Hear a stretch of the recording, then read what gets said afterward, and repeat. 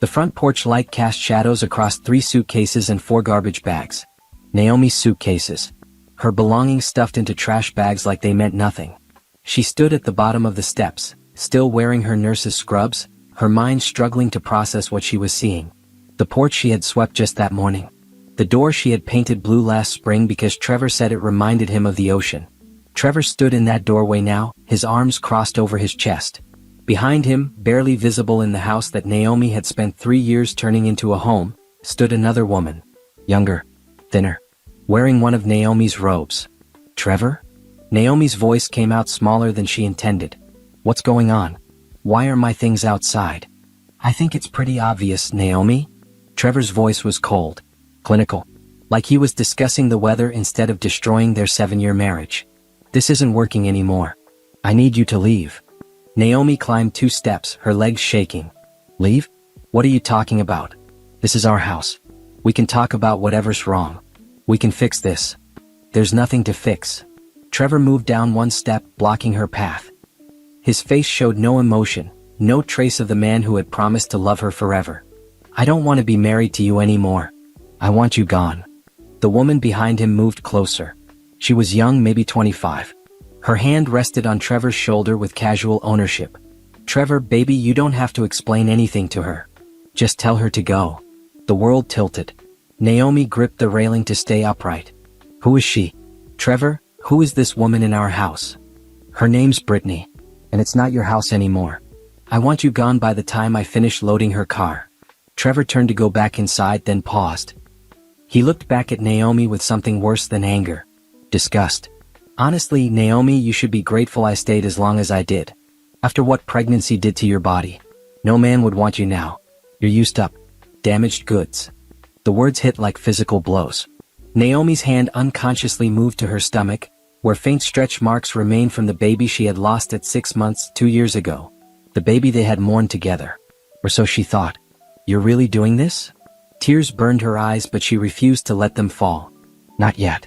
After everything we've been through? What we've been through? You mean what I've been through, being tied to someone who couldn't even carry a baby to term? Do you know how embarrassing that was? My coworkers asking about the baby that never came? Naomi felt something break inside her chest. I almost died. The doctor said dash. I don't care what the doctor said. I care that I've wasted years of my life on someone who can't give me what I want. Brittany can. Brittany will. Trevor's voice rose loud enough for the neighbors to hear. Mrs. Patterson from next door had appeared on her porch.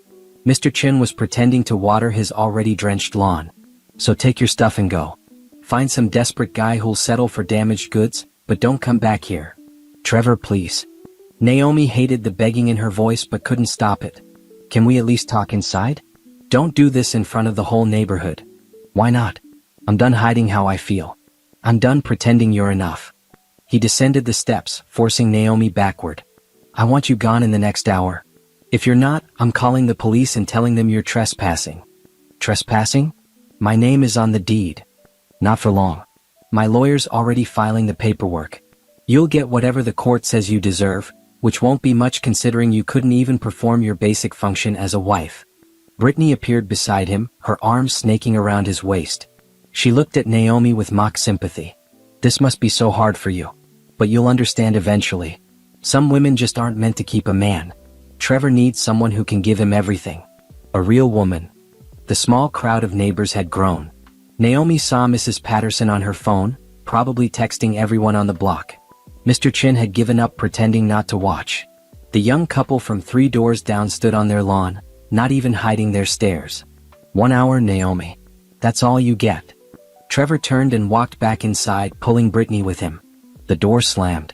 The blue door Naomi had painted, in the house she had cleaned, on the porch she had decorated.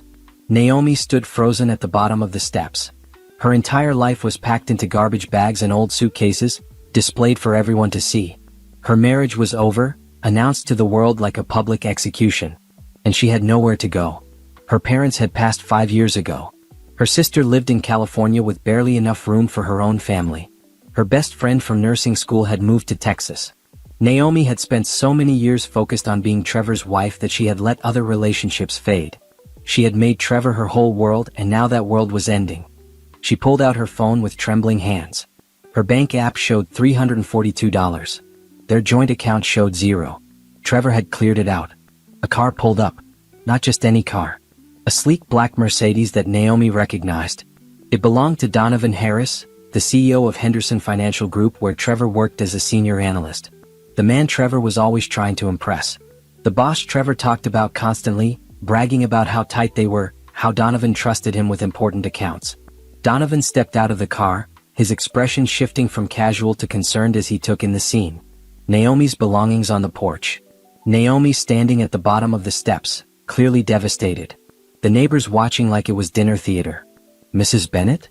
Donovan walked toward her, his voice gentle. Is everything all right? Naomi wanted to say yes. Wanted to pretend everything was fine. But she couldn't. The dam broke and tears streamed down her face. She couldn't speak. Could only gesture helplessly at the bags, at the door, at the ruins of her life. Donovan's jaw tightened. He looked at the house, then back at Naomi. Where's Trevor? Inside. The word came out broken. With his girlfriend. He said no man would want me. He said I'm damaged goods. He gave me an hour to leave. Something dangerous flashed in Donovan's eyes. He said what? Before Naomi could answer, Trevor appeared back on the porch carrying 2 more bags. He froze when he saw Donovan. Mr. Harris. I didn't know you were, this isn't what it looks like. It looks like you're throwing your wife out onto the street. Donovan's voice was ice cold. It looks like you're publicly humiliating her in front of your neighbors. Is that not what's happening here, Bennett? Trevor's face went red. This is a private matter, sir. Between me and my wife. It stopped being private when you put her belongings on display for the whole street to see. Donovan turned to Naomi. Mrs. Bennett, do you have somewhere safe to go? Naomi shook her head, not trusting her voice. Then you're coming with me. We'll sort this out properly. Donovan pulled out his phone. I'm calling my driver to help load your things. Now wait just a minute. Trevor started down the steps. No, you wait. Donovan cut him off. You don't talk to her. You don't come near her. And on Monday morning, you and I are going to have a very serious conversation about your behavior and whether Henderson Financial wants to be associated with someone who treats their wife this way. Trevor's face went from red to white. Sir, please, you don't understand. I understand perfectly. Mrs. Bennett, if you'll allow me, I have a guest house on my property. You're welcome to stay there as long as you need. No strings attached. Just a safe place while you figure out your next steps. Naomi looked at this man, Trevor's boss, offering her a lifeline when Trevor himself had cut her loose. She looked at the bags on the porch. At Trevor's panicked face. At Brittany watching from the window. She made her decision. Yes, thank you. I'll accept your help. As Donovan's driver arrived and began loading her belongings, Naomi walked past Trevor without looking at him. She heard him calling after her, his voice suddenly desperate, but she didn't turn around. She got into Donovan's car and watched her old life fade in the rearview mirror. She didn't know what came next, but anything had to be better than what she was leaving behind. The guest house was nicer than any place Naomi had ever lived. It sat behind Donovan's main house, a small cottage with its own kitchen, bathroom, and bedroom. The furniture was simple but expensive. The kind of place that probably cost more per month than she made in 3. The linens are fresh, Donovan said, setting down the last of her bags. Kitchen is stocked with basics. If you need anything else, the main house is just across the garden. My housekeeper, Mrs. Rodriguez, comes 3 times a week. She'll make sure you have everything you need. Naomi stood in the middle of the living room, still wearing her scrubs, still processing that her life had completely changed in the span of 2 hours. Mr. Harris, I don't know how to thank you. I'll start looking for an apartment tomorrow. I won't impose on your kindness longer than necessary. Naomi. He waited until she looked at him. You're not imposing. And please call me Donovan. Mr. Harris is what my employees call me, and you're not my employee. But Trevor is. Won't this look bad? Him working for you while his wife is living on your property? Donovan's expression hardened. Trevor should have thought about that before he kicked you out in front of the entire neighborhood. What he did tonight was cruel and public. The fact that you're accepting help from someone who offered it doesn't reflect badly on you. It reflects badly on him. Naomi sank onto the couch, exhaustion hitting her all at once. She had worked a 12-hour shift at the hospital. She had come home to her marriage ending. She had been publicly humiliated. And now she was in a stranger's guest house, dependent on the charity of her husband's boss. I don't understand how this happened, she whispered. This morning, everything was normal. He kissed me goodbye. He said he'd see me tonight. How did I miss the signs that he was planning this? Donovan sat in the chair across from her, his expression softening. People who plan to hurt us get very good at hiding it. This isn't your fault. He said no man would want me. The words hurt to speak. He said pregnancy damaged me. That I'm used up. He's wrong. Donovan's voice was firm. And cruel. And from what I saw tonight, he's also a coward who couldn't even end things privately. He had to make a spectacle of it. Naomi looked at him, really looked at him for the first time. She had met Donovan a handful of times at company events. Trevor was always on his best behavior around him, always trying to impress him. Donovan was in his early 40s, well-dressed, well-spoken. The kind of man who commanded respect without demanding it. "Why are you helping me?" she asked. "You barely know me." "Because it's the right thing to do. Because I was raised to help people who need it. And because..." He paused, choosing his words carefully. "Because I know what it's like to be betrayed by someone you trusted. My ex-wife had an affair with my former business partner. They cleaned out several accounts before I caught them. So I understand what you're going through, at least partially. I'm sorry. That must have been terrible." It was. But it also taught me who my real friends were and showed me I was stronger than I thought. You'll find the same thing. He stood. "Get some rest. Tomorrow will help you figure out your next steps. But tonight just breathe. You're safe here." After he left, Naomi sat in the silence of the guest house. She pulled out her phone and stared at it. No calls from Trevor. No texts. No apologies. Nothing. She opened her photos. Years of pictures. Their wedding day. Holidays. Vacations. The ultrasound photo from the baby they lost. She had kept it in a frame beside their bed. Was it still there? Or had Trevor thrown it away like he had thrown away their marriage? Her phone buzzed. A text from an unknown number. "This is Brittany. Just wanted you to know Trevor is way happier now. You should move on too. Find someone desperate enough to want you well." Naomi stared at the message. The cruelty of it. The deliberate misspellings to seem casual while delivering maximum hurt. She started to type a response, then stopped. She blocked the number instead. Whatever Brittany wanted, Naomi wouldn't give it to her. Another text, this time from a familiar number. Mrs. Patterson, her former neighbor. "Sweetie, I'm so sorry about what happened. If you need anything, please let me know. I always thought Trevor was trouble. You're better off without him." Naomi almost laughed. Mrs. Patterson had never said a word before. Now that the drama was public, everyone had an opinion. She turned off her phone and walked to the bedroom. The bed was made with white linens that probably cost more than her entire bedroom set had. She fell onto it fully clothed and finally let herself cry. Not the quiet tears from earlier. The deep, body-shaking sobs of someone whose entire world had shattered. She cried for the marriage that ended. For the baby she had lost and the husband who had blamed her for it. For the years she had spent trying to be enough, never realizing she was enough all along. Trevor just wasn't capable of seeing it. Eventually the tears stopped. Naomi lay in the dark, listening to unfamiliar sounds. This cottage. This life. Everything was different now.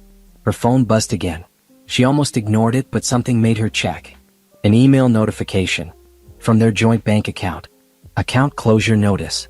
Final balance, $0. Trevor had closed their joint account. Not only emptied it, but closed it entirely. Naomi logged into her individual account. $342. That was all she had. She thought about their house. Her name was on the deed, but Trevor had said his lawyer was filing paperwork. What did that mean? Could he really just take the house? Panic started to build in her chest. She didn't know anything about divorce. She didn't have a lawyer. She didn't even know where to start. Her phone rang. She almost didn't answer, but the caller ID showed it was Donovan. "Naomi? I saw the lights still on in the guest house. Is everything all right?" "He closed our bank account." The words tumbled out. "And he said his lawyer is filing paperwork about the house. I don't know what to do. I don't have money for a lawyer. I don't even know how to find a lawyer. First, breathe. Second, don't worry about lawyers right now. I have someone I want you to meet. Her name is Patricia Montoya, and she's the best family law attorney in the state. She owes me a favor. Let me reach out to her tonight, see if she can meet with you this week. I can't afford dash. She'll work with you on payment. Trust me. Right now you need to rest. Tomorrow we'll make a plan. But tonight just rest." After they hung up, Naomi lay back down. She still felt lost. Still felt scared. But for the first time since seeing her bags on the porch, she didn't feel completely alone. She thought about Donovan's kindness. About how he had appeared at exactly the right moment. About how he hadn't hesitated to help, even though it could complicate his professional relationship with Trevor. Trevor. Her husband. Soon-to-be ex-husband. The thought didn't hurt as much as she expected. Maybe because under the pain of rejection was a growing sense of something else. Anger. Not the hot, explosive kind. The cold, calculating kind. The kind that made her think about all the years she had supported Trevor's career. All the nights she had worked double shifts so he could take graduate classes. All the time she had put his needs first. What had he done with that support? Used it to build a life for himself and then kicked her out of it the moment she was no longer useful. Naomi sat up. She opened her laptop and started searching. Divorce laws. Asset division. Financial abuse in marriage. Her nursing training had taught her to research symptoms and treatments. Now she would research how to protect herself. By 3 in the morning, she had filled a notebook with information. By 4, she had a list of questions for this lawyer Donovan was connecting her with. By 5, she had created a timeline of her marriage, noting every major financial decision, every shared account, every asset they owned together. When the sun rose over the guest house, Naomi was still awake. But she wasn't crying anymore. She was planning. And planning felt much better than crying. Her phone buzzed with a text from Donovan.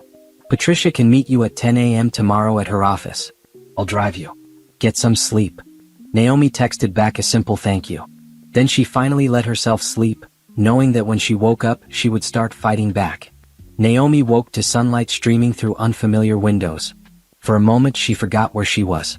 Then it all came back. Trevor. Brittany. The bags on the porch. She was in Donovan's guest house because she had nowhere else to go. Her phone showed 37 missed calls. All from Trevor. She deleted the notification and got up. The cottage had a small but beautiful bathroom with a walk-in shower. Naomi stood under the hot water for a long time, letting it wash away the sweat and tears from yesterday. When she finally emerged, she felt almost human again. She had one clean nursing uniform in her bags and a few casual clothes. Everything else would need to be washed. She pulled on jeans and a simple blue shirt, then walked to the main house like Donovan had instructed. Mrs. Rodriguez, a woman in her 50s with kind eyes, answered the door. You must be Naomi. Mr. Harris told me you'd be staying in the guest house. Come in, come in. I've made breakfast. The kitchen was enormous, all stainless steel and marble countertops. Mrs. Rodriguez had prepared eggs, toast, fruit, and coffee. Real coffee, not the instant kind Naomi usually made. Donovan already left for the office, Mrs. Rodriguez said, pouring Naomi a cup. But he said to tell you he'll be back at 9:30 to drive you to your appointment. Naomi ate slowly, her stomach still unsettled from yesterday's events.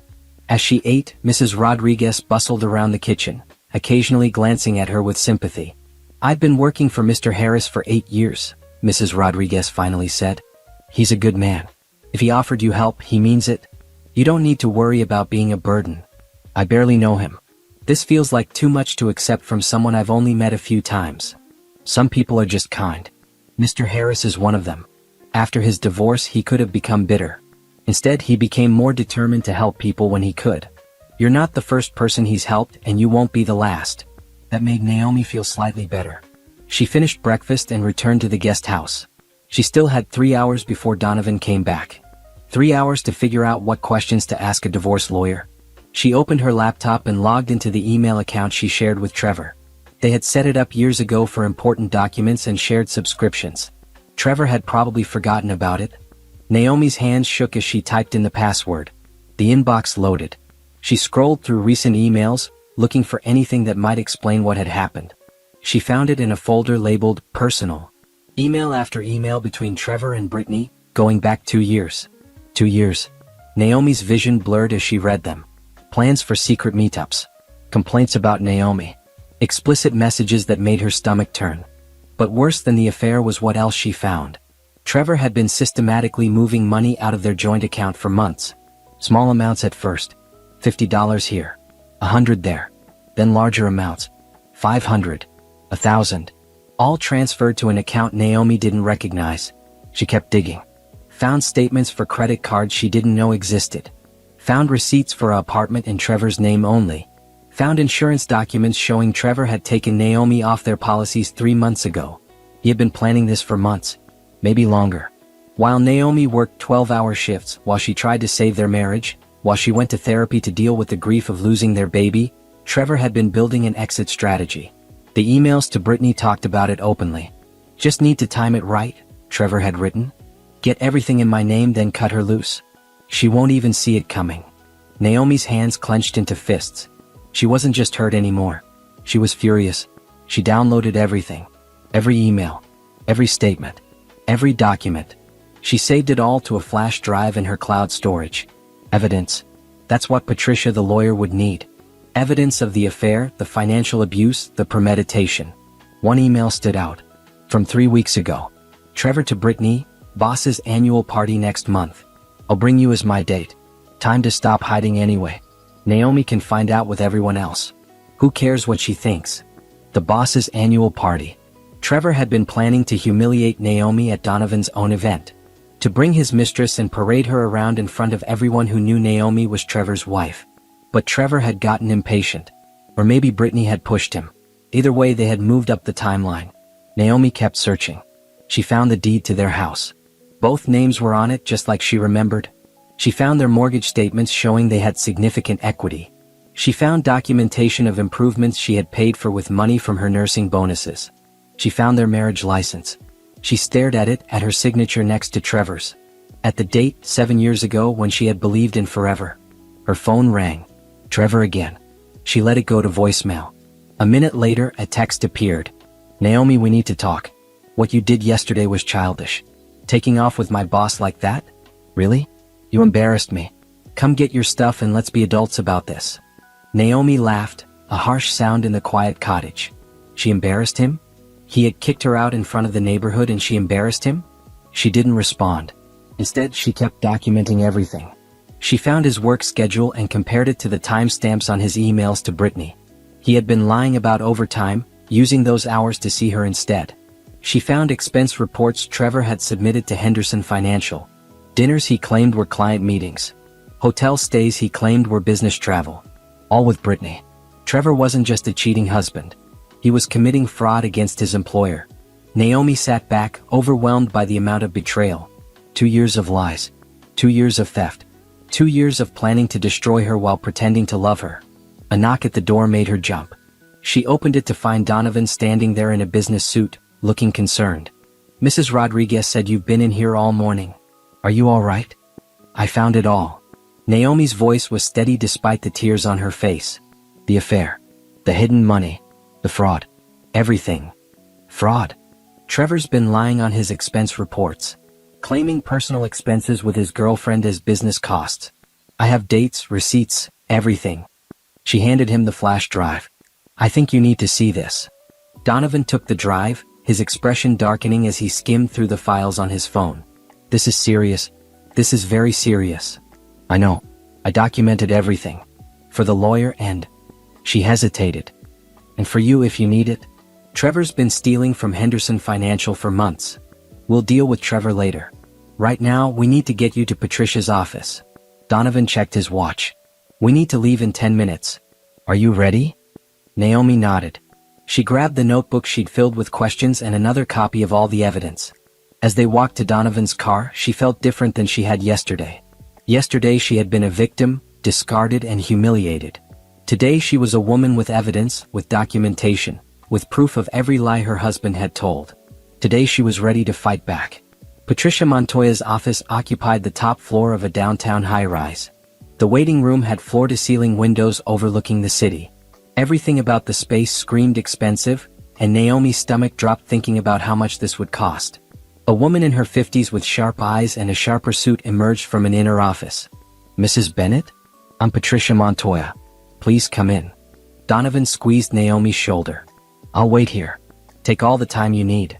Patricia's office was all business. Files lined the walls in perfect order. Her desk held a computer and nothing else. She gestured for Naomi to sit, then took her own seat. "Donovan called me last night and explained your situation. Before we begin, I need to be clear about something. I normally charge $400 an hour. But Donovan and I have an arrangement. He helped me with a situation years ago, and I've been waiting to return the favor. So for you, we'll work out a payment plan you can afford. My goal is to get you what you're owed, not to bankrupt you in the process." Understood. Naomi felt tears prick her eyes. Yes. Thank you. Good. Now tell me everything from the beginning. Naomi started with yesterday with coming home to find her bags packed. She described Trevor's cruelty, his words about her body, his public humiliation. Patricia took notes, her expression neutral but her pen moving fast. Then Naomi pulled out the flash drive. I found something else. Evidence of his affair, financial abuse, and fraud against his employer. Patricia loaded the files onto her computer. Her neutral expression shifted to something harder as she read. How long did you say this affair has been going on? 2 years based on the emails. And he's been moving money out of your joint accounts? Yes. Into an account in his name only. $23,000 over the past 8 months. Patricia made more notes. And you have documentation of improvements you made to the marital home with your own earnings? Yes. I paid for the kitchen renovation with money from a nursing bonus. $15,000. I have the receipts. Good. What about other assets? Cars, investments, retirement accounts. Naomi walked Patricia through everything. The car they owned together. Trevor's 401k from Henderson Financial. A small investment account Naomi had started with inheritance money from her parents. He told me his lawyer was already filing paperwork about the house. Can he do that? Can he just take it? Both your names are on the deed? Yes. Then no, he can't just take it. Not without a court order, and no judge will grant that given the circumstances. Patricia leaned back in her chair. Mrs. Bennett, you have a very strong case.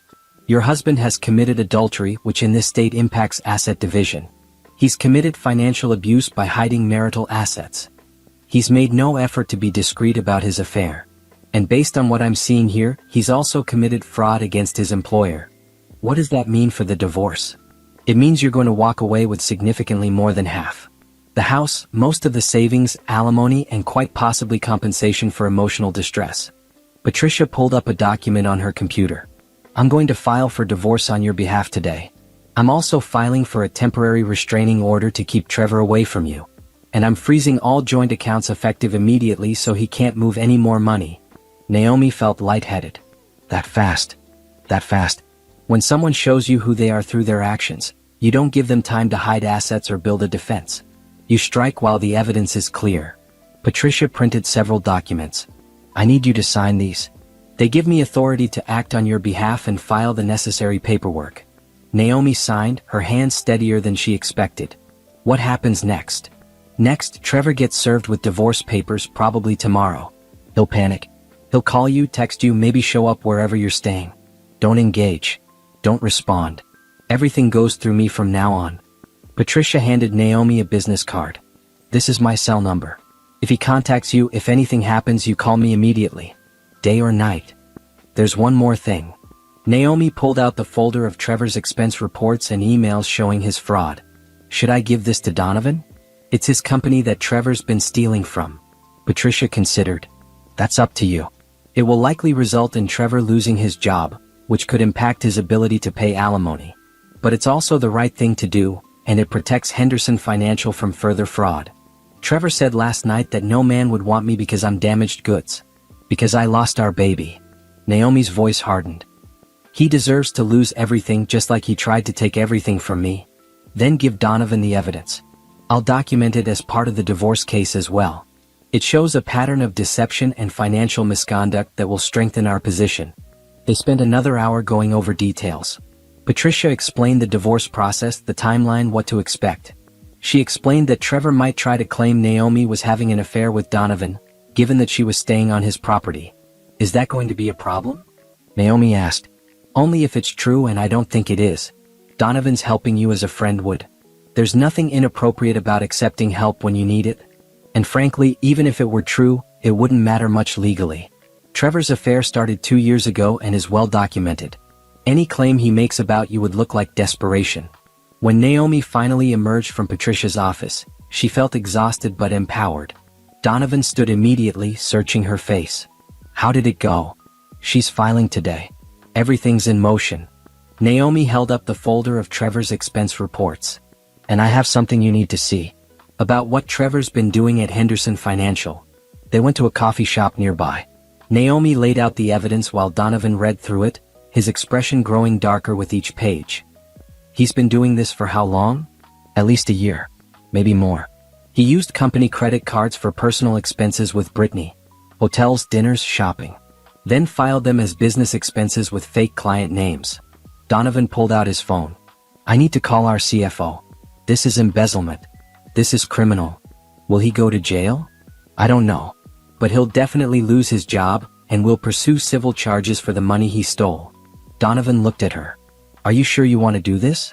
It's going to make everything worse between you two. It's already as bad as it can get. He kicked me out. He called me damaged goods in front of the neighborhood. He's been stealing from me for months. Why should I protect him? You shouldn't. I just want to make sure you're ready for the fallout. Naomi thought about Trevor's face when she drove away yesterday. About Brittany smirking from the window. About the years she had wasted trying to be enough for someone who was never going to appreciate her. I'm ready. Do whatever you need to do. Donovan made the call right there in the coffee shop. Naomi listened as he explained the situation to his CFO, outlining the evidence and requesting an immediate investigation. When he hung up, he looked grim. They're putting Trevor on immediate suspension. He'll be called in tomorrow morning for an interview with our legal team. Depending on what they find, we'll file a police report. Good. They sat in silence for a moment. Then Donovan spoke, his voice gentle. How are you really doing? With all of this? Naomi considered the question. Yesterday she had been devastated. Today she was angry. Tomorrow she might be something else entirely. But right now, sitting in this coffee shop with evidence of her husband's betrayal spread across the table, she felt something unexpected. Oh, I'm doing better than I thought I would, she admitted. Yesterday I felt like my life was over. Today I feel like maybe it's just beginning. Donovan smiled. That's the right attitude. Trevor thought he could discard you and move on without consequences. He's about to learn he was very wrong. Naomi's phone buzzed. A text from an unknown number. She opened it and immediately wished she hadn't. A photo of Trevor and Brittany in bed together, both smiling at the camera. The message below read, "He's mine now. Get over it." Naomi handed the phone to Donovan without a word. His jaw clenched. Block this number. Save the message and send it to Patricia. It's harassment and it's evidence of the affair. They really want to twist the knife, don't they? They're desperate. They know what's coming even if they don't want to admit it. People who are secure in their choices don't send messages like this. They're trying to hurt you because they're scared. Naomi blocked the number and forwarded the message to Patricia. Then she looked at Donovan. Thank you. For everything. I don't know what I would have done without your help. You would have figured it out. You're stronger than you think. He checked his watch. Ready to head back? Mrs. Rodriguez is making lunch and I think you could use a decent meal and some rest. On the drive back to Donovan's property, Naomi watched the city pass by. She thought about her life 48 hours ago. She had been Mrs. Trevor Bennett, nurse, loyal wife. She had been someone who put everyone else first and accepted crumbs of affection in return. Now she was just Naomi. And maybe that was exactly who she needed to be. Her phone rang. Trevor. She declined the call. It rang again immediately. Declined. Then a text. You're making a huge mistake. Call off your lawyer and we can work this out like adults. Naomi blocked Trevor's number too. Then she turned off her phone entirely. Good choice, Donovan said. The next few days are going to be tough. Trevor's going to panic when he gets served, when he gets called into Henderson, when he realizes you're not backing down. But you have a plan now. You have support. You're not alone. I keep waiting to feel sad, Naomi admitted. About the marriage ending. But mostly I just feel angry. Is that wrong? Anger. From what I've seen, you're doing exactly that. You're not seeking revenge. You're seeking justice. There's a difference.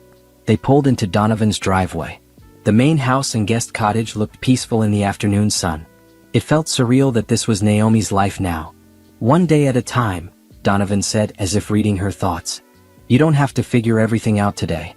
Just take it one step at a time. Naomi nodded and headed to the guest house. Inside, she sat on the couch and finally let herself process everything that had happened in the past 2 days. Her marriage was over. Her husband had betrayed her in every way possible. She was living in a stranger's guest house and facing a divorce she never wanted. But she also had a plan. She had a lawyer. She had evidence. She had support. And most importantly, she had something Trevor would never have. The truth on her side, and the determination to make sure justice was served. Tomorrow, Trevor would be served with divorce papers. Tomorrow he would be called in to answer for his fraud. Tomorrow, his carefully constructed lies would start to crumble. Naomi couldn't wait to see it happen. The next morning, Naomi woke to her phone buzzing with blocked number alerts. Trevor had clearly figured out she'd blocked him and was trying different numbers to get through. She deleted all the notifications without reading them and got ready for her shift at the hospital. She was halfway through her route on the pediatric floor when her supervisor, Helen, called her into the office. "Naomi, I just got a strange phone call. A man claiming to be your husband, saying there's a family emergency and demanding your schedule." Helen's expression was concerned but wary. "He was very aggressive when I wouldn't give him the information. Is everything all right?" Naomi's face heated with embarrassment. "I'm going through a divorce. My soon-to-be ex-husband is not handling it well. I'm sorry he called here. It won't happen again. Don't apologize. I didn't give him anything. Hospital policy protects our staff information." Helen paused. "But Naomi, if you need time off to deal with this, you can take it. We'll work out the scheduling." "Thank you, but I'd rather work. It keeps me focused on something other than the divorce." "I understand. But if you need anything, my door is open." Naomi returned to her rounds, grateful that Helen hadn't pried further. She lost herself in the familiar routine of checking vitals, administering medications, comforting worried parents. For a few hours, she could pretend her personal life wasn't falling apart. During her lunch break, Patricia called. Trevor was served this morning at his workplace. He didn't take it well. Patricia's voice was matter-of-fact. "He called my office 6 times, yelling about how you're trying to destroy him. I've documented everything. Also, Henderson Financial's legal team interviewed him today about the expense fraud. They've terminated his employment effective immediately and are filing criminal charges." Naomi sat down hard on a bench in the hospital courtyard. "Criminal charges? I didn't think it would go that far." "He stole over $30,000 from his employer through fraudulent expense reports. That's not just firing territory. That's criminal fraud." Patricia's voice softened slightly. "I know this is a lot. But Trevor made his choices. He's facing consequences for those choices. That's not on you. I know. It just feels big. It is big. Which is why you need to be prepared. Trevor's going to escalate. He's lost his job, his wife filed for divorce, and he's facing criminal charges. People in that position don't think rationally. If he contacts you, if he shows up anywhere, you call the police immediately. Don't try to handle it yourself." After lunch, Naomi threw herself into work. She had 3 more hours on her shift. 3 more hours before she had to think about Trevor and divorce lawyers and criminal charges. But at 3 o'clock, Helen found her again. "Naomi, your husband is in the lobby demanding to see you. Security is keeping him downstairs, but he's making a scene. I've called the police." Naomi's hands shook as she followed Helen to her office where they could watch the lobby cameras. There was Trevor, gesturing wildly at the security guards. Even from the camera feed, she could see his face was red, his clothes disheveled. How did he know I was working today? He probably guessed based on your usual schedule. The police are almost here. You don't have to go down there. But Naomi found herself wanting to. Not to talk to Trevor, but to show him that he didn't scare her. That he couldn't disrupt her life just because his own was falling apart. "I'll go down. With security present." Helen looked uncertain but nodded. They rode the elevator down together. Trevor spotted Naomi immediately and pushed past one of the security guards. "Naomi, finally. Do you have any idea what you've done?" "They arrested me. They actually arrested me at my own office." 2 police officers entered the lobby. One immediately moved between Trevor and Naomi. "Sir, you need to step back. Now. This is my wife. I have a right to talk to my wife. Not when there's a restraining order filed against you." The officer checked his tablet. "Trevor Bennett? You were served with a temporary restraining order this morning requiring you to stay at least 500 feet away from Naomi Bennett. This hospital is her place of employment. You're in violation." Trevor's face went from red to white. "Restraining order? Naomi, what the hell?" "Sir, turn around and place your hands behind your back." "No. This is insane." "Naomi, tell them this is a misunderstanding." The officers moved in. Trevor tried to back away but they were faster. Within seconds he was in handcuffs, still shouting. "You're destroying my life. Everything I worked for. You're ruining me because you're jealous and bitter and can't accept that I found someone better." Naomi watched calmly as they led him away.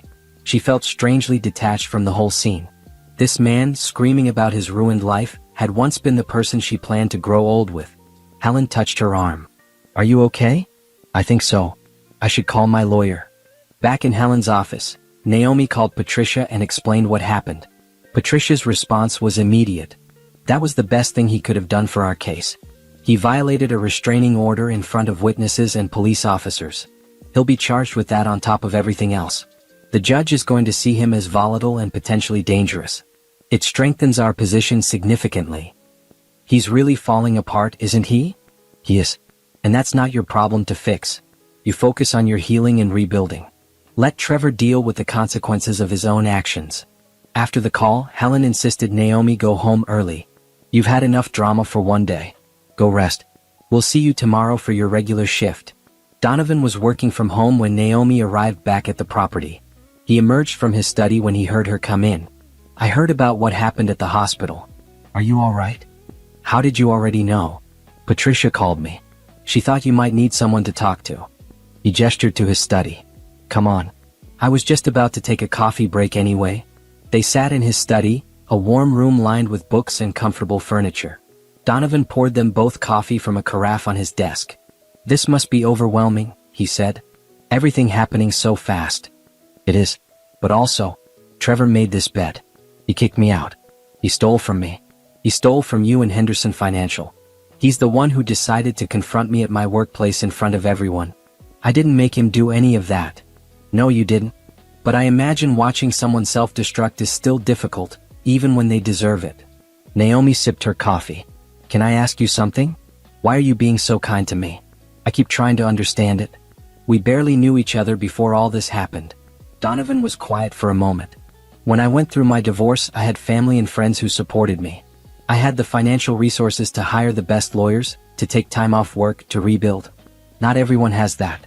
I saw you standing there with your life in garbage bags, and I saw someone who needed help. If I didn't offer it, who would I be? Most people would have just driven past. Then most people are wrong. He set down his coffee cup. Besides, you remind me of someone. My sister. She went through something similar years ago. Her husband left her with nothing and she had no one to help. By the time I learned what had happened, she'd already lost everything. I couldn't help her then. Maybe helping you is my way of making up for that. Where is she now? Your sister? She rebuilt her life. Went back to school, got a degree, started her own business. She's doing well now. But it took years, and it was much harder than it should have been because she had to do it alone. Donovan looked at Naomi. You don't have to do this alone. That's the only difference I'm trying to make. Naomi felt tears prick her eyes but blinked them back. Thank you. For real. I won't forget this kindness. I'm not keeping score. Now have you eaten? Mrs. Rodriguez made enough dinner for an army. They ate together in Donovan's dining room, and for the first time since her life imploded, Naomi felt almost normal. They talked about work, about books, about everything except Trevor and divorce and restraining orders. After dinner, Naomi returned to the guest house. She pulled out her laptop and started looking at her finances. With Trevor's job gone, there wouldn't be any income from him. But Patricia had said Naomi was likely to get the house and most of the savings. If that happened, she could sell the house, pay off the mortgage, and have enough for a fresh start. She started researching apartments. Something small, affordable, close to the hospital. She didn't need much.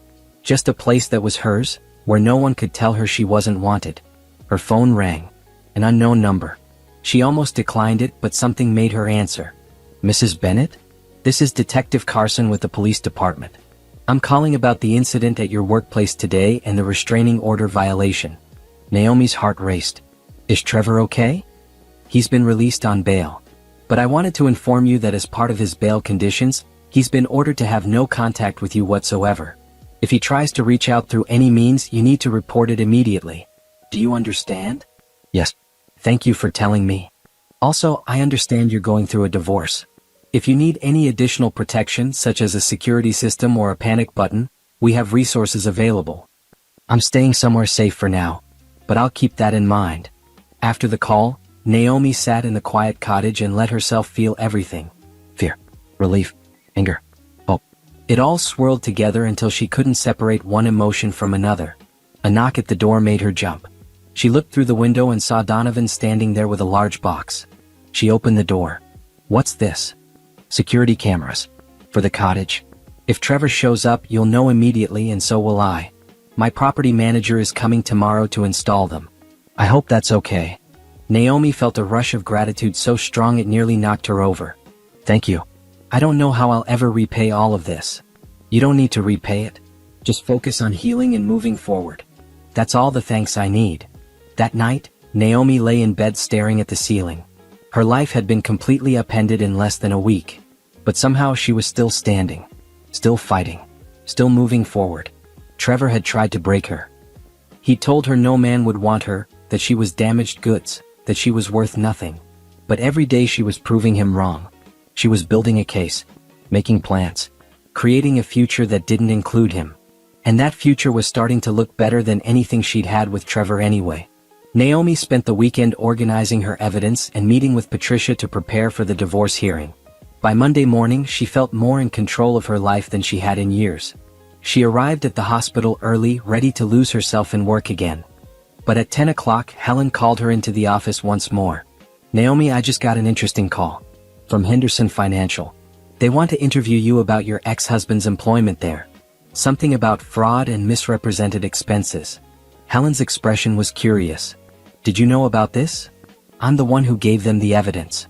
Trevor was using company credit cards for personal expenses with his girlfriend, then filing them as business costs. Helen let out a low whistle. I know you're going through a divorce, but I have to say, I admire your courage. A lot of people would have protected their ex to avoid making things messy. Trevor stopped deserving my protection the moment he kicked me out and called me damaged goods in front of the entire neighborhood. Fair enough. The investigator wants to meet with you during your lunch break if you're available. They said it's voluntary but helpful for their case. Naomi agreed. At noon, she met with a woman named Jennifer Flores in one of the hospital's private conference rooms. Jennifer was Henderson Financial's head of internal investigations. Mrs. Bennett, thank you for meeting with me. I understand you provided evidence of fraudulent expense reports filed by Trevor Bennett. Yes. I found them while documenting evidence for my divorce lawyer. Jennifer pulled out a thick folder. We've been conducting our own investigation based on your information. What we found is extensive fraud going back 18 months. Trevor claimed business expenses totaling nearly $40,000, all of which were actually personal expenses with his girlfriend Brittany Shaw. $40,000? I thought it was 30. That was our initial estimate. The deeper we dug, the more we found. Here's where it gets interesting though. Brittany Shaw also works for Henderson Financial. She's in marketing and she's been helping Trevor falsify expense reports by creating fake client names and meeting descriptions. Naomi sat back. So she's involved in the fraud too? Very much so. We've suspended her as well and are filing charges against both of them. But I need to verify some of the evidence you provided. Can you walk me through how you obtained these documents? Naomi explained about the shared email account, about downloading everything to a flash drive, about the timeline she'd created matching Trevor's fake business trips with his emails to Brittany. Jennifer took detailed notes. This is excellent work. You've basically built our entire case for us. The district attorney is going to love this. Good. They both deserve whatever's coming to them. I appreciate your cooperation. Now, I have to ask, are you aware that Trevor has been telling people at Henderson that you're having an affair with our CEO, Donovan Harris? Naomi's face heated. What? He's been claiming that the reason you have such strong evidence is because you're romantically involved with Mr. Harris and you're both conspiring to destroy him. He says you've been having the affair for months, and that's why you were so quick to leave him. That's not true.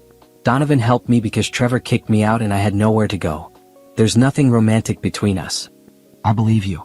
So does everyone else who's looked at the evidence. Trevor's claims don't hold up under scrutiny. But I wanted you to be aware that he's spreading this narrative. Jennifer closed her folder. One more thing. We're holding a meeting this afternoon with all senior staff to address the fraud and announce the terminations. Trevor's been banned from the premises, but he's been trying to contact people at the company to tell his side of the story. If he reaches out to you about Henderson Financial or asks you to recant your evidence, please let me know immediately. After Jennifer left, Naomi sat alone in the conference room.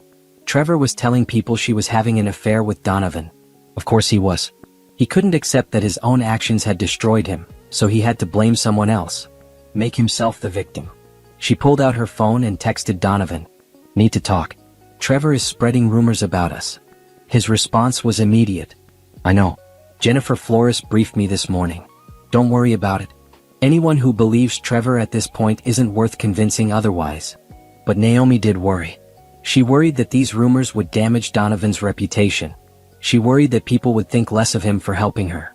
She worried that his kindness would cost him something.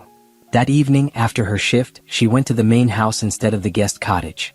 Mrs. Rodriguez let her in, and Naomi found Donovan in his study, going through paperwork. "We need to talk," she said. He looked up. "About Trevor's accusations?" "Yes. He's telling people we're having an affair. That we conspired together to ruin him. I don't want my presence here to damage your reputation or your company." Donovan set down his papers. "Naomi, sit down." She sat in the chair across from his desk. "Trevor is a desperate man facing criminal charges, divorce, and the loss of his career. Of course he's going to make up stories to explain why his life is falling apart. It's easier than accepting responsibility for his own actions." Donovan leaned forward. "But here's what matters. I don't care what Trevor says. I don't care what rumors he spreads. I helped you because it was the right thing to do, and I'd do it again. If people want to believe Trevor's lies, that says more about them than it does about us. But your business Henderson Financial is built on integrity and trust. We just fired 2 employees for fraud and filed criminal charges against them. We're transparent about what happened and why. Anyone who knows me knows I wouldn't risk the company's reputation for anything, let alone an affair with an employee's wife." He smiled slightly. "Besides, you're not my type." Naomi blinked. "I'm not. I prefer brunettes. You're lovely, don't get me wrong. But there's no chemistry between us and we both know it. We're friends. That's all we've ever been and all we're ever going to be." Naomi felt relief wash over her. Not because she'd been worried about romantic feelings, but because she'd been worried about complicating an already complicated situation. "Okay, good.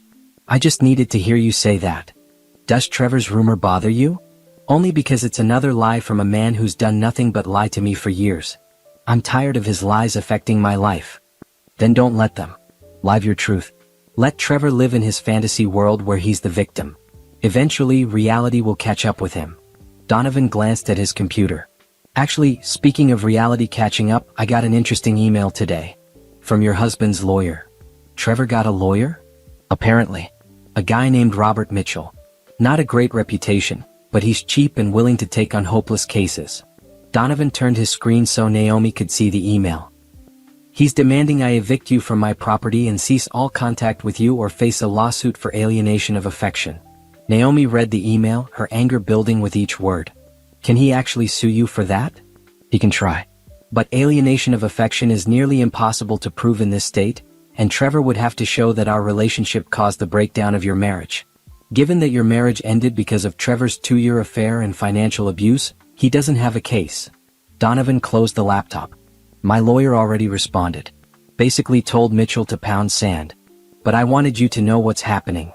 This is getting out of control. No, this is Trevor panicking. He's throwing everything at the wall hoping something sticks. It won't. You have evidence, documentation, and truth on your side. He has lies and desperation." Naomi stood. "I should probably go. I don't want to take up more of your evening." "Naomi, wait." Donovan stood too. "I want you to know something. You're not a burden. You're not causing problems for me or my company. You're a person who needed help, and I'm glad I could provide it. Don't let Trevor make you feel guilty for accepting kindness. That's what he wants. How do you always know the right thing to say? Years of therapy after my own divorce." He smiled. "Seriously though, you're doing great. You're working, you're building your case, you're not letting Trevor intimidate you. That takes strength. Give yourself credit for that." Back in the guest house, Naomi made dinner and tried to relax. But her mind kept circling back to Trevor's escalating behavior. The restraining order violation. The false accusations. The desperate lawsuits. Patricia had warned her that Trevor would escalate. Naomi just hadn't expected it to happen so fast or so publicly. Her phone rang. A no number again. She almost didn't answer, but something made her pick up. "Hello? Mrs. Bennett? This is Robert Mitchell, your husband's attorney. I think we need to talk. My attorney is Patricia Montoya. If you have something to say, you can say it to her. I'd prefer to speak with you directly. Woman to woman, so to speak. You're not a woman. Figure of speech. Look, Mrs. Bennett, this whole situation has gotten out of hand. My client is willing to make a generous offer to settle the divorce quickly and quietly. You get the house, he keeps his retirement accounts, and you both walk away clean. No more fighting, no more lawyers, no more drama. Your client kicked me out of my house, stole money from our joint accounts, and had a 2-year affair. Why would I accept anything he offers? Because the alternative is a long, expensive court battle that will cost you money you don't have. My client has already secured financing for his legal fees. Can you say the same? Naomi's grip tightened on the phone. I have excellent legal representation. And I have evidence of everything Trevor did. Tell your client I'll see him in court. You're making a mistake, Mrs. Bennett. My client is trying to be reasonable. Your client is trying to avoid consequences. It's not going to work. Goodbye, Mr. Mitchell. She hung up and immediately called Patricia. Trevor's lawyer just called me directly, trying to make a settlement offer. That's completely inappropriate. He knows you have representation. Let me handle this. Patricia sounded furious. What did he offer? Naomi explained. Patricia laughed, a harsh sound. He wants Trevor to keep his retirement accounts? The ones Trevor funded with money that included your income during the marriage? Absolutely not.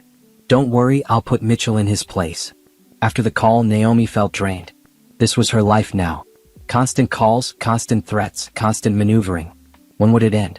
But even as she wondered that, she knew the answer. It would end when the divorce was final. When Trevor had no more power over her. When she was legally and financially free. She just had to hold on until then. That night, she dreamed about the house she'd shared with Trevor. In the dream, she was packing boxes, preparing to move out. But every box she packed would refill itself. Every door she tried to leave through would lock. She was trapped in that house, surrounded by memories of a marriage that had never been real. She woke up sweating, her heart pounding. The guest house was dark and quiet. Safe. She was safe here. Trevor couldn't get to her. She got up and made tea, sitting at the small kitchen table and watching the sun rise over Donovan's garden. In a few hours she'd go to work. She'd take care of her patients. She'd build her case. She'd keep moving forward. Because that's what survivors did. They kept moving forward, one day at a time, until the past couldn't hurt them anymore. And Naomi was definitely a survivor. The divorce hearing was scheduled for a Thursday morning at 9 o'clock. Naomi woke at 5, unable to sleep, her mind racing through everything Patricia had prepared her for.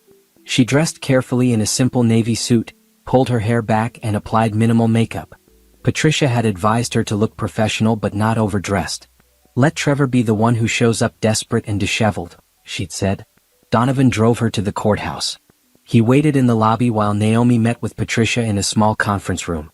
Remember, Patricia said, going over the key points one last time, Trevor's lawyer is going to try to make this about you leaving him for Donovan. Don't engage. Don't get defensive.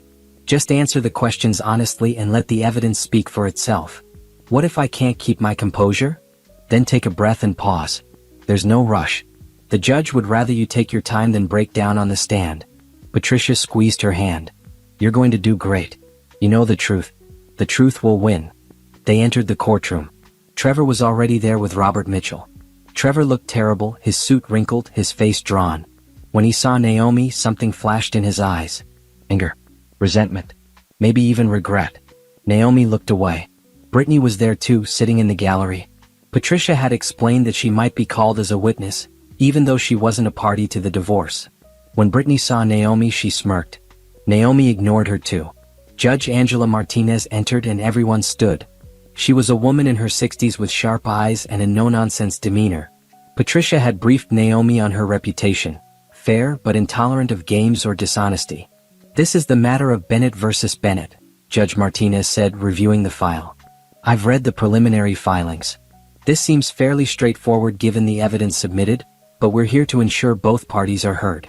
Mr. Mitchell, you may present your client's case. Robert Mitchell stood. He was exactly what Naomi expected.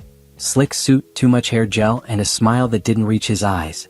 Your Honor, my client Trevor Bennett is here today because his wife abandoned their marriage after embarking on an affair with his employer. She then conspired with this employer to have my client fired from his job, arrested, and financially ruined. My client is the true victim here. Patricia didn't even look concerned. She'd warned Naomi this was coming. Judge Martinez looked up. Mr. Mitchell, I've reviewed the evidence submitted by Mrs. Bennett's attorney. There are documented affairs, financial improprieties, and employment fraud. I assume you have evidence to support your claims about Mrs. Bennett? I have my client's testimony, Your Honor. I see. Ms. Montoya? Patricia stood smoothly. Your Honor, I have emails, bank statements, expense reports, witness statements, and police reports, all of which paint a very different picture than Mr. Mitchell's narrative. If I may present the evidence. Please do. For the next hour, Patricia methodically laid out Trevor's betrayal. She showed the emails between Trevor and Brittany going back 2 years. She showed bank statements documenting the $23,000 Trevor had stolen from their joint accounts. She showed the fraudulent expense reports Trevor had filed with Henderson Financial. She showed photos of Naomi's belongings in trash bags on the porch. She had witness statements from Mrs. Patterson and Mr. Chen about Trevor's public humiliation of Naomi. She had the police report from Trevor's restraining order violation at the hospital. And then she called Naomi to the stand. Naomi swore to tell the truth and sat down. Her hands were shaking, but she clasped them in her lap and focused on Patricia. Mrs. Bennett, can you tell the court about the day your marriage ended? Naomi took a breath and began. She described coming home from her nursing shift, finding her belongings on the porch, Trevor's cruel words about her body and the baby they'd lost, his demand that she leave within an hour. He said no man would ever want me because I was damaged goods. He said I couldn't even perform my basic function as a wife because I lost our baby. Naomi's voice cracked, but she continued. He said this in front of our neighbors. He made sure everyone heard how worthless he thought I was. And you had no idea this was coming? None. I thought we had a normal marriage. I knew we had problems after losing the baby, but I thought we were working through them together. I didn't know about Brittany. I didn't know he'd been planning to leave me for months. Patricia walked her through discovering the emails, the hidden accounts, the fraud. Naomi explained how she documented everything, not out of revenge but to protect herself. Did you have an affair with Donovan Harris? No, absolutely not. Donovan offered me a place to stay because I had nowhere else to go. He helped me find a lawyer because I couldn't afford one. He's been a friend when I desperately needed one. Nothing more. Patricia turned to the judge. Your Honor, we have a signed affidavit from Mr. Harris stating the same. We also have testimony from his housekeeper confirming that Mrs. Bennett has been living in his guest house, not the main residence, and that their interactions have been purely professional and friendly. Robert Mitchell cross-examined Naomi, but his questions were weak. He tried to make her presence on Donovan's property seem inappropriate. He tried to suggest she'd been planning to leave Trevor all along. He tried to make the evidence she'd gathered seem vindictive rather than protective. None of it landed. Naomi answered calmly and honestly. The evidence was too strong. Then Patricia called Trevor to the stand. Trevor looked nervous as he was sworn in. Robert Mitchell led him through a prepared statement about how Naomi had changed, how she'd become cold and distant after losing the baby, how he'd sought comfort elsewhere. I made mistakes, Trevor said, looking at the judge with what Naomi recognized as his fake sincerity. But I never stopped loving my wife. When I found out she was living with my boss, it broke my heart. I overreacted. I said things I didn't mean. I just want a chance to make this right. Patricia stood for cross-examination. Mr. Bennett, when did your affair with Brittany Shaw begin? About 6 months ago. Really? Because I have emails going back 2 years. Emails where you and Ms. Shaw discuss your relationship and your plans to leave your wife. Patricia pulled up the evidence on the courtroom screen. This email is dated March 15th, 2 years ago. In it, you tell Ms. Shaw that you love her and can't wait to start a life with her. Would you like to revise your testimony about when the affair began? Trevor's face reddened. I might have the timeline wrong. You might? Or you lied under oath just now. The affair started earlier than I said. 2 years earlier, correct? Yes. And during those 2 years, you were also systematically moving money out of your joint accounts with your wife, correct? I was protecting my assets. Assets that belonged to both of you by law? Assets that included money your wife earned from her nursing job.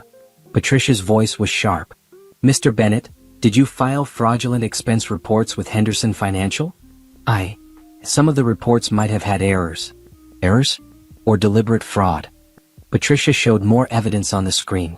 This expense report claims you had a business dinner with a client named John Anderson at Morton's Steakhouse on June 3rd. But this email between you and Ms. Shaw confirms you were actually at Morton's with her, and there is no client named John Anderson in Henderson Financial's system. Was that an error? Trevor stammered. I might have gotten the dates confused. There are 47 similar reports. Did you get confused 47 times? Or did you deliberately steal from your employer? The questioning went on. With each answer, Trevor looked worse. He contradicted himself. He tried to justify his actions. He blamed Naomi for his affair, his theft, his lies. Finally, Patricia asked, "Mr. Bennett, did you tell your wife that no man would ever want her because she was damaged goods?" Trevor hesitated. "I was angry. I didn't mean it. But you said it. In front of your neighbors. Loud enough for multiple people to hear and confirm. You publicly humiliated your wife, then kicked her out of her own home. Correct?" "Yes, but dash. Thank you." No further questions. Judge Martinez called a brief recess. Naomi sat with Patricia in the hallway, trying to process what had just happened. "You did great," Patricia said. Trevor destroyed himself on that stand. The judge saw right through him. He still thinks he can talk his way out of this. That's because Trevor spent his whole life talking his way out of consequences. This time is different. This time there's evidence. When court reconvened, Judge Martinez looked stern. "I've reviewed all the evidence and heard testimony from both parties. This is one of the clearer cases of marital misconduct I've seen in my years on the bench." She turned to Trevor. "Mr. Bennett, your affair began 2 years before you ended your marriage.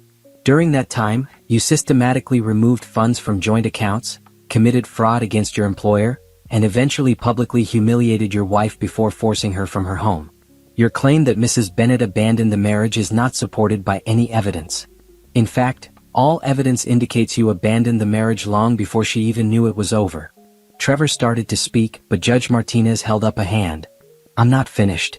Your allegations that Mrs. Bennett had an affair with Mr. Harris appear to be nothing more than an attempt to deflect from your own misconduct. The evidence shows Mr. Harris offered humanitarian aid to someone in need. Nothing more." The judge turned to Naomi.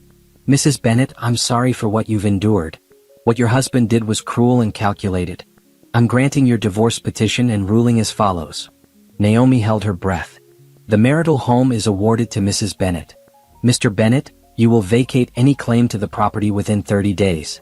All joint accounts and assets will be divided 70-30 in Mrs. Bennett's favor, given the financial abuse documented in this case. Mr. Bennett will repay the $23,000 stolen from joint accounts within 90 days. Additionally, Mr. Bennett will pay spousal support of $2,000 per month for 3 years." Trevor shot to his feet. "Your Honor, I don't have a job. How am I supposed to pay that? That's not Mrs. Bennett's concern. You should have considered your financial situation before committing fraud against your employer." Judge Martinez signed the order. "This divorce is granted. The restraining order remains in effect for 1 year. Mr. Bennett, if you violate it again, you will face jail time. Do you understand?" "Yes, Your Honor," Trevor said, defeated. As they left the courtroom, Naomi felt dizzy. Patricia was grinning. "We won. You won. Everything you asked for and more." "I can't believe it." "Believe it. The house is yours. The money is yours. Trevor has to pay you support. This is total victory." In the hallway, Trevor tried to approach Naomi, but Patricia stepped between them. "The restraining order is still in effect. If you come within 500 feet of my client, you'll be arrested." Again. Trevor looked at Naomi, his expression desperate. "Naomi, please. Can we just talk? 5 minutes? I know I messed up, but we can fix this. I'll go to therapy. I'll do whatever you want. Just give me another chance." Naomi met his eyes. She saw the man she'd married, but also the man who had destroyed her. They weren't the same person. Maybe they never had been. "You don't get another chance," she said calmly. "You used up all your chances when you spent 2 years lying to me. When you stole from me. When you told me I was worthless in front of the entire neighborhood. This is over, Trevor. We're over. Move on." She walked away, Patricia beside her. Behind them, she heard Robert Mitchell trying to calm Trevor down, but she didn't look back. Outside the courthouse, Donovan was waiting. He took one look at Naomi's face and smiled. "You won. I won. Then let's celebrate. Lunch at wherever you want." As they drove away from the courthouse, Naomi looked back one last time. Trevor was standing on the steps, watching her leave. Brittany had joined him, her arm around his waist. They looked miserable together. Naomi turned forward and didn't look back again. She had won her freedom. Now it was time to figure out what to do with it.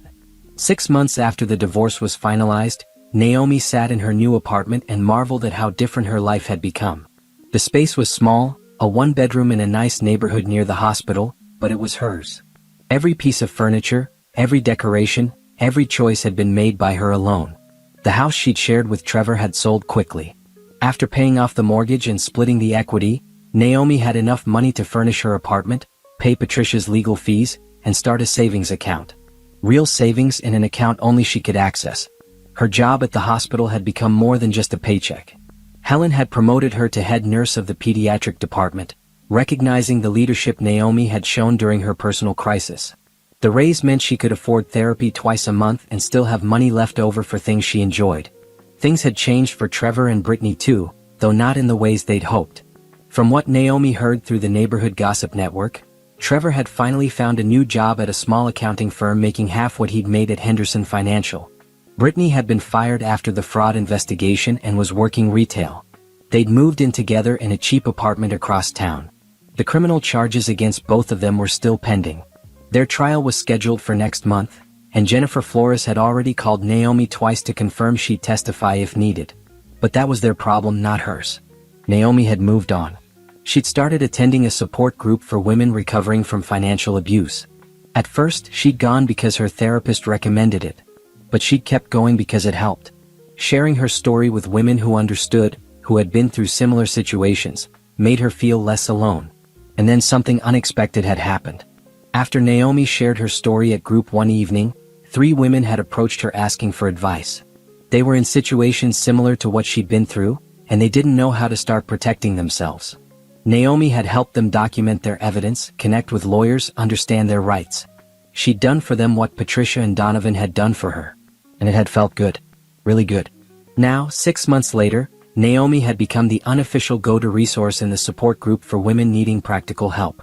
She'd created information packets about financial abuse, divorce procedures, and legal resources.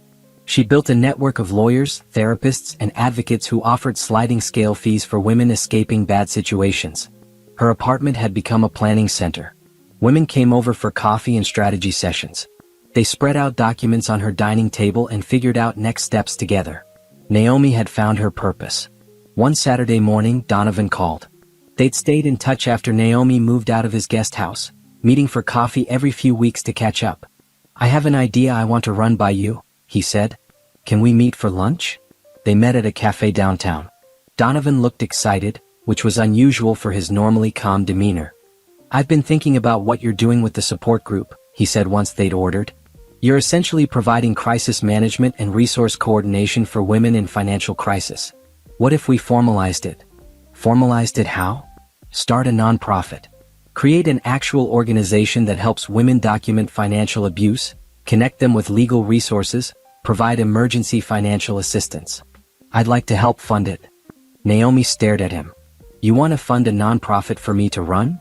"Not just you. We'd hire staff, get proper office space, build partnerships with law firms and shelters. But yes, I want to help you turn what you're already doing into something bigger. Something that can help more women." "Donovan, I'm a nurse. I don't know anything about running a nonprofit." "You know how to help people. You know what resources women need because you needed them yourself.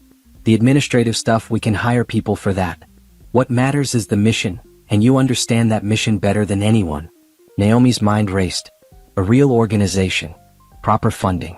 The ability to help more women than she could reach through one support group. "I'd need to think about it. This is huge. Take all the time you need." "But Naomi, you're already doing this work.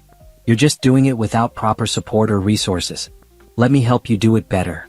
Over the next few weeks, Naomi researched nonprofit structures, met with lawyers about incorporation, and created a business plan. She named the organization Phoenix Rising, after the mythical bird that rose from ashes. It felt appropriate. Donovan connected her with his corporate lawyer to handle the legal setup. He offered to cover startup costs and first-year operating expenses. He introduced her to other business owners who might want to support the cause. Naomi still worked at the hospital part-time, but slowly Phoenix Rising became her primary focus. They secured office space, hired a part-time administrator, and built a website. They partnered with family law attorneys who agreed to take cases at reduced rates. They created emergency funds to help women escape dangerous situations. The support group became Phoenix Rising's first program. Within 3 months, they'd expanded to 2 groups serving 20 women total. Within 6 months, they'd added financial literacy workshops and legal clinics. Naomi had found her calling. Every woman she helped felt like justice for what Trevor had done to her. Every success story felt like another nail in the coffin of his cruelty. One evening, after leading a particularly emotional support group session, Naomi sat in her office and thought about how far she'd come.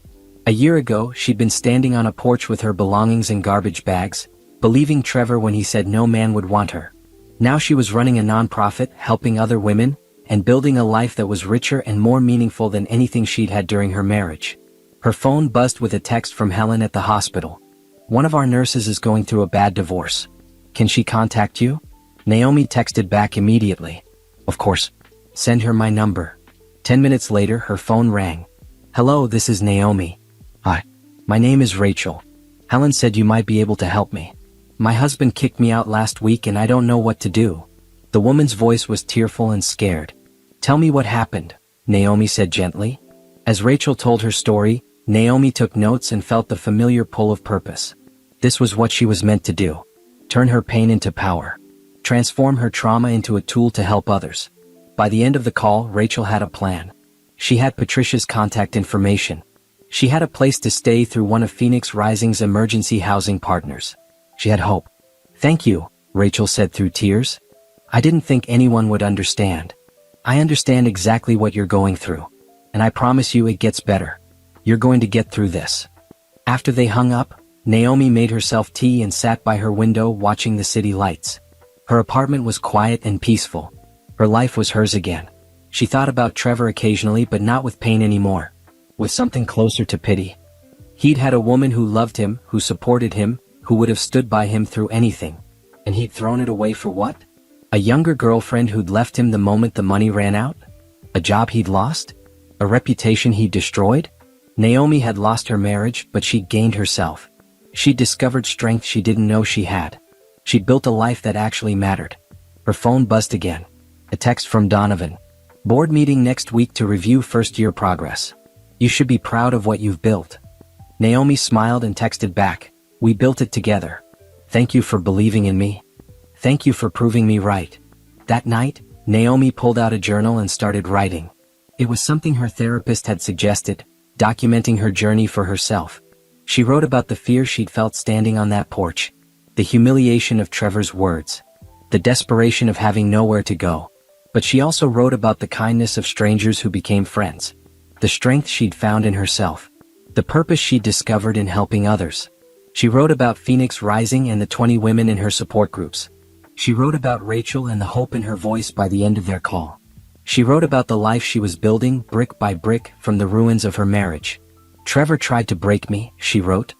"He told me no man would want me, that I was damaged, that I was worthless, but he was wrong about all of it. I'm not broken. I'm rebuilt. And I'm stronger than I ever was when I was with him."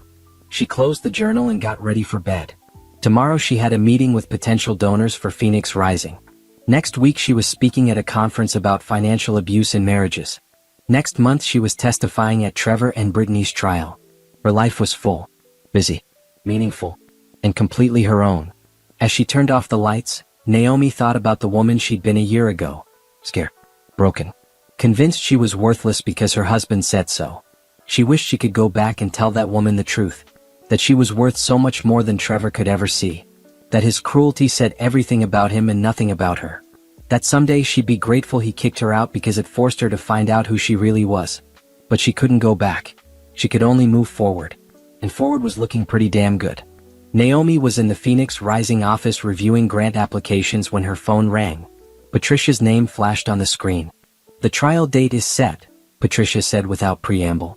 "Trevor and Brittany's fraud trial. 2 weeks from now. The prosecutor wants you to testify about how you discovered the evidence." "I'll be there." "Good. One more thing. Trevor's lawyer called me yesterday. Apparently Trevor wants to see you. In person. Before the trial." Naomi's first instinct was to refuse, but something made her pause. "Why?" "He says he wants to apologize. Make amends. Robert Mitchell claims Trevor's in therapy and has had a real awakening about how he treated you. They're hoping if he shows remorse, it might help with sentencing. So this isn't actually about apologizing to me. It's about him avoiding jail time. Probably. But it's your choice. If you want closure, this might be your chance to get it. If you don't, that's fine too." Naomi thought about it. A year ago, she would have jumped at the chance to hear Trevor apologize. But now, she didn't need his apology. She'd already moved on. Still, curiosity got the better of her. Fine. I'll meet him. But in a public place. With you present. I'm not doing this alone. They arranged to meet at a coffee shop near the courthouse. Patricia arrived first, securing a table in the corner where they could see the whole room.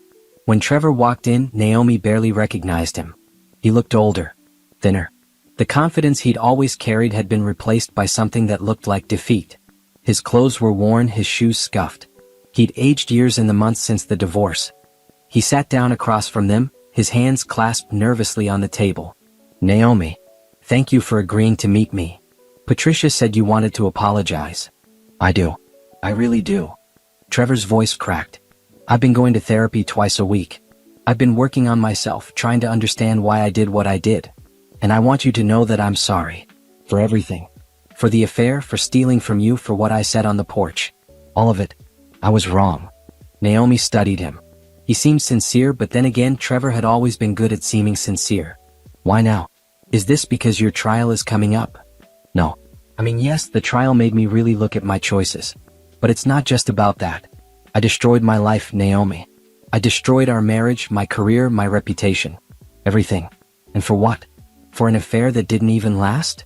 Brittany left me the moment things got hard. I lost everything, including the one person who actually loved me. You didn't lose me, Trevor. You threw me away. I know I did. And I hate myself for it. Every single day. Tears welled in his eyes. I thought I was trading up. I thought Brittany was better because she was younger, prettier. Her phone rang. Rachel, the woman she'd helped 6 months ago, the one who'd called her that first day. Naomi? I just wanted to let you know my divorce was finalized today. I got the house, the kids, and my ex has to pay support. I couldn't have done this without you and Phoenix Rising. I'm so proud of you, Rachel. How are you feeling? Scared. Excited. Free. All of it at once.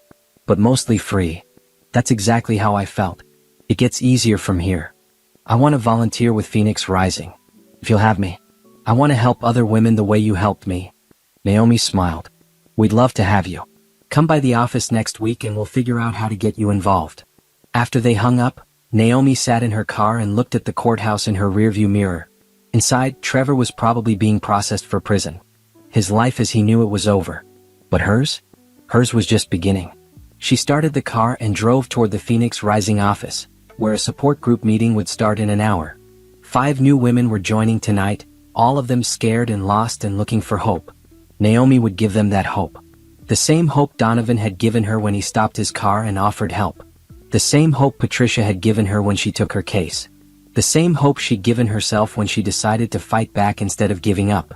Trevor had tried to break her. Instead, he'd made her stronger. And now she was using that strength to help others. That wasn't just justice. It was victory. 1 year after standing on the porch with her belongings in garbage bags, Naomi stood on a stage at the Women's Business Conference, looking out at 300 faces. When my husband kicked me out, she said into the microphone, he told me that no man would ever want me, that I was damaged goods, that I should be grateful he'd stayed with me as long as he had. The audience was silent, attentive. I believed him. For about 3 days I believed every word. I thought my life was over, that I'd lost everything. Naomi paused. But then something shifted. I realized that if my life was over, I might as well rebuild it exactly how I wanted. I had nothing left to lose.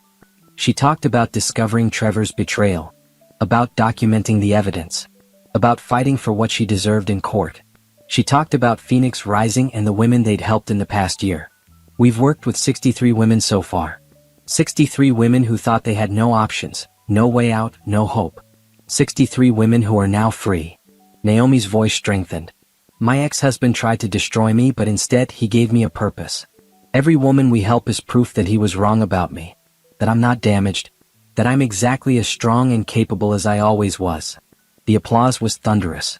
After her speech, women lined up to talk to her. Some wanted to volunteer. Some wanted to donate. Some wanted to share their own stories. One woman waited until everyone else had left. She was young, maybe 30, with a black eye poorly covered by makeup. My husband hits me, she whispered. And he controls all our money. I want to leave, but I don't know how. Can you help me? Naomi took her hand. Yes. Let me introduce you to some people. By the time Naomi left the conference, she had the woman connected with a domestic violence shelter, a lawyer, and an emergency cash grant from Phoenix Rising. She'd also gotten commitments from 3 new donors and 5 new volunteers. Donovan met her for dinner that night to celebrate. They'd fallen into an easy friendship over the past year, one built on mutual respect and shared purpose. "I saw the video of your speech," he said over pasta. "You were incredible. You're a natural speaker." "I was terrified. You didn't show it." "You know, I've been thinking. Phoenix Rising has grown so much in 1 year. What if we expanded? Opened chapters in other cities? Helped more women?" Naomi had been thinking the same thing. "I'd need more staff, more funding, more space. All doable. I'll help with the funding side. You focus on the mission." Donovan leaned back. "I'm proud of what you've built, Naomi. You took the worst experience of your life and turned it into something that helps people. That takes real strength. I had a lot of help. If you hadn't stopped that day dash. If I hadn't stopped, someone else would have. You would have figured it out. Maybe it would have taken longer, been harder, but you would have survived. That's who you are." After dinner, Naomi walked through the city thinking about how much had changed.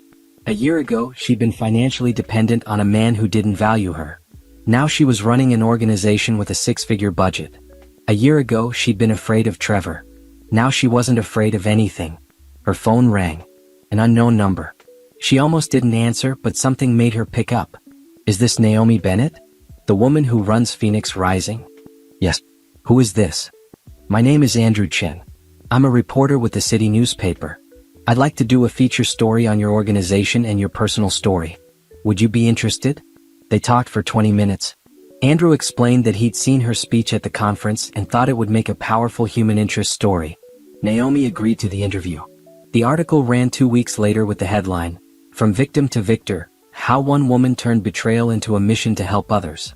It included photos of Naomi at the Phoenix Rising office, quotes from women she'd helped, and a detailed account of Trevor's betrayal and her triumph. It mentioned Trevor's prison sentence in passing, but focused mainly on Naomi's work. The response was overwhelming. Phoenix Rising's donation page crashed from traffic. Their volunteer list filled up. 3 other cities reached out asking how to start their own chapters. And then something unexpected happened.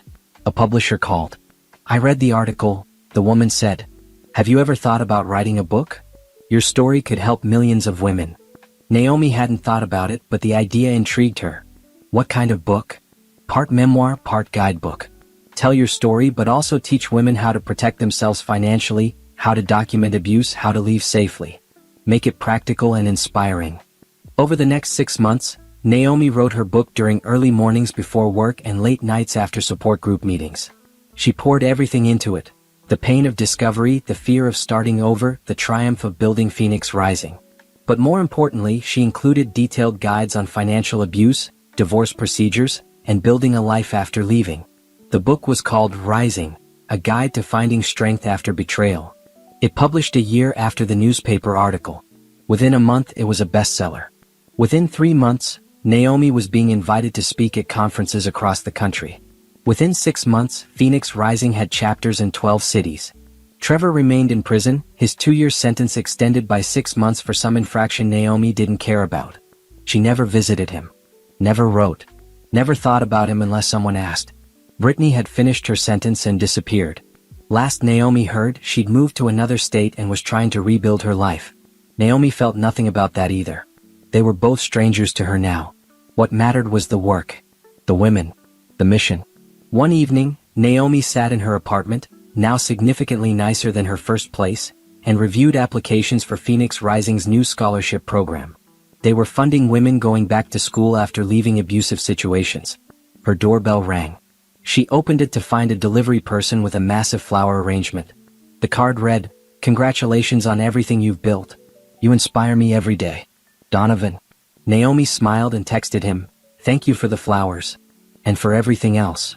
His response was immediate, "You did the hard part. I just opened a few doors." She looked around her apartment. At the walls covered with framed certificates and photos from Phoenix Rising events. At the bookshelf holding multiple copies of her own book. At the life she'd built from absolute nothing. Trevor had been wrong about everything. Men did want her, though she wasn't particularly interested in dating yet. She wasn't damaged. She was transformed. And she was exactly as valuable and capable as she'd always been, she just hadn't known it yet. Her phone buzzed with a text from a new Phoenix Rising client. Just wanted to say thank you. Before I found your organization, I thought I'd never get out. Now I have hope. Naomi typed back, you'll more than get out. You'll thrive. Trust me, I know. Because she did know. She'd lived it.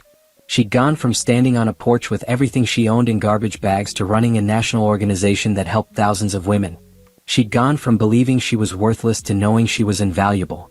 A year and a half after Trevor kicked her out, Naomi Bennett was truly free. Not just legally free from her marriage, but emotionally free from the lies she'd been told about her worth. She poured herself a glass of wine and stood by her window, looking out at the city lights. Somewhere out there were women going through what she'd been through, feeling what she'd felt, believing the lies they'd been told. But some of them would find Phoenix Rising. Some of them would read her book. Some of them would learn that their worst day could be the beginning of their best life. And that made everything worth it. Naomi raised her glass to the city, to the future, to the woman she'd become. Here's to rising from the ashes, she whispered. And then she got back to work. Because there were more women to help, more stories to tell, more lives to change. The life Trevor thought would end when he kicked her out had actually just begun. And it was more beautiful than anything she could have imagined. As we come to the end of today's story, I want you to sit with us for just a moment. Not just as the story, but as the reflections of something deeper. Because what you just witnessed isn't only about one woman's journey. It's about a truth that echoes far beyond this screen. It's about resilience that refuses to break, even when the world demands silence. It's about strength that isn't always loud, but always present, steady, unshaken, and undeniable. That even in the face of injustice, betrayal, poverty, or pain, there is something within these women that cannot be erased. A fire, a voice, a power that rises, no matter how many times it's pushed down. And maybe as you watch this story unfold, you saw more than just a character. Maybe you saw pieces of real life. Maybe you saw struggle that felt familiar. Maybe you saw courage that reminded you of someone or even yourself. Because these stories, while fictional, are rooted in something very real. They are inspired by lived experiences, by untold stories, by voices that deserve to be heard louder and clearer than ever before. Black women have always carried strength in ways the world often overlooks. They've turned pain into purpose. They've turned silence into resistance. They've turned survival into something powerful, something transformative. And that's why this story exists. Not just to entertain, but to honor. Not just to tell, but to remind. Not just to show struggle, but to celebrate the rise.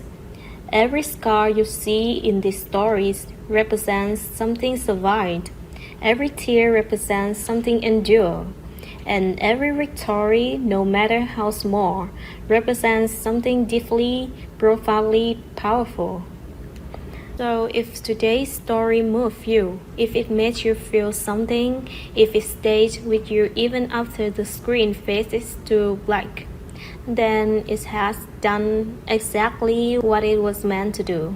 And I want to invite you to be part of this journey, because there are so many more stories to tell, so many voices to amplify, so many moments of truth, pain, courage, and triumph that deserves to be seen and heard. If you believe in stories that carry meaning, if you believe in strength that rises against odds, if you believe in truth, in resilience, and in the unstoppable spirit of Black women, then this is your space too. Stay with us, listen, feel, and most importantly, never forget the power of a woman who refuses to be broken. Thank you for being here.